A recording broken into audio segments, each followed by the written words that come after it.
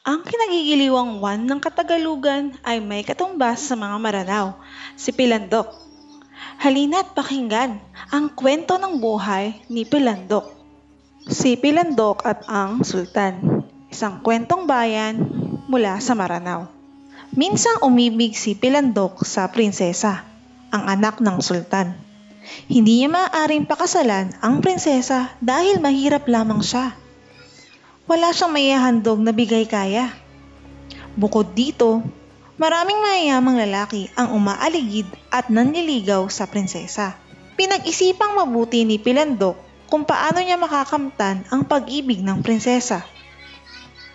Batin niyang may mamahaling singsing ang prinsesa habang natutulog ang prinsesa.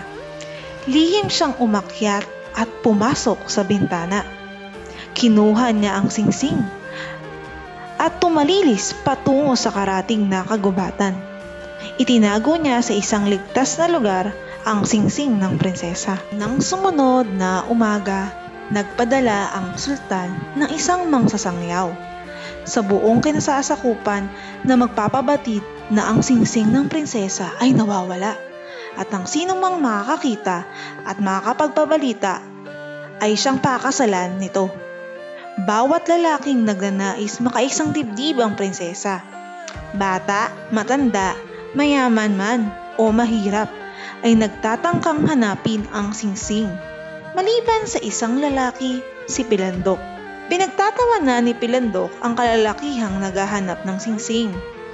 Pinuntahan niya sa palasyo ang sultan sa pag-aakalang magtatagumpay siya sa kanyang balak.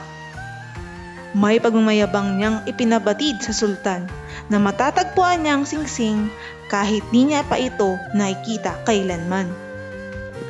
Hindi naniwala ang sultan kay Pilandok.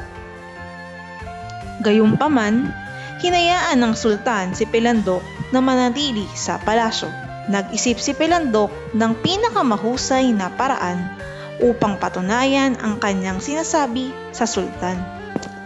Namataan ni Pilandok ang isang puno ng mangga na malapit sa kusina. Inakyat niya ang puno at mula sa itaas nito ay nakita niya ang kusinerang naghahanda ng kakaning malagkit at inihaw na manok. Mabilis na bumaba si Pilandok mula sa puno ng mangga at tumungo sa kinaroroonan ng sultan. Sinabi niya sa sultan na maaari niyang hulaan ang mangyayari sa hinaharap. Sinubukan niyang mapaniwala ang sultan na alam niya kung ano-ano ang ihahaing pagkain para sa pananghalian. Namangha ang sultan kung kaya tinanong niya si Pilandok kung ano ang inihanda ng kusinera. Sinabi ni Pilandok na ang ihahain ay kakaning malagkit at inihaw na manok. Laking gulat ng sultan nang sa pagpasok ng kusinera ay dala ang kakanin at ang inihaw na manok.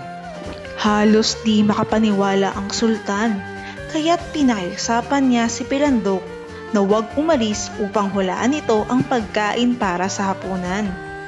Lihim na umakyat sa puno ng mangga si Pilandok nang sumapit ang dapit hapon. Nakita niya ang kusinerang naghahanda ng malaki, masarap at malinamnam na mga alimango. Nang tinawag si Pilandok ng sultan, sinabi nito ang hapunan ay alimango. Ilang sandali lamang ay pumasok ang isang alipin na may hawak na alimango. Muling namangha ang sultan. Sinabi ng sultan kay Pilandok na kung matatagpuan nito ang singsing na nawawala ay makakamtan niya ang pag-ibig ng prinsesa. Nagwika si Pilandok na ang kanyang pinahanap na singsing ay nakatago sa karatig na kagubatan. Bilang pagtupad sa pangako, itinakda at ipinaalam ng sultan sa buong kaharian ang nalalapit na pag-iisang dibdib ng prinsesa at ni Pilandok. Bagay na ikipinanlumo ng ibang kalalakihan. Pagkaraang maidaos ang kasalan, naisip ng sultan na ipagyabang sa mga dugong bughaw si Pilandok. Tinanong ng sultan si Pilandok kung ano ang kanilang handa na espesyal sa araw na yun. Sa pagkakataong ito, hindi alam ni Pilandok kung anong niluto ng kusinera para sa mga panauhin. Sa takot, nagmamadali itong tumakas mula sa palasyo. Ikinagalit ito ng sultan at bigla nitong pinatigil ang pagdiriwang. Sa bandang huli, hindi nagtagumpay si Pilandok sa kanyang balak na makaisang dibdib ang prinsesa.